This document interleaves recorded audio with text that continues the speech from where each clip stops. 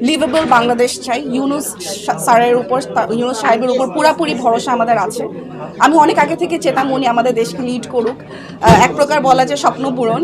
ইউনুস সাহেব আমাদের দেশকে লিড করছেন, স্যার এসেছেন, আমরা সুন্দর একটা বাংলাদেশ দেখতে পারবো। কারণ বড় ব্রড মাইন্ডেড কেউ যে সময় এখন একটা বড় পজিশন হোল্ড করে, আপনি ভালো কিছুই আশা করবেন। আর ওনার মতো মানুষের কাছ থেকে আপনি যদি কম ভালো আশা করেন, সেটা আসলে অনেক ভালো। তো খুবই আশাবাদী আমি দেশকে নিয়ে, খুবই আশাবাদী। আমি এখন যে বলছেন আমার গুজবাম্পস হচ্ছে, কারণ আমি আসলে জানি ও আমার পাশে ছিল যে কি অবস্থা থেকে গিয়েছে, কত উপর মহল থেকে কল এসেছে, কত সুন্দর ভাষায় থ্রেট এসেছে, কিন্তু সেগুলা যখন আমি প্রচুর কান্নাকাটি করেছি, কারণ আমার আসলে ওই সব, তারপরেও আমাকে বুঝিয়ে ও খুব এই জিনিসগুলো ও কি কাজ করে না করে এগুলো কখনো ও মিডিয়ায় বলে না।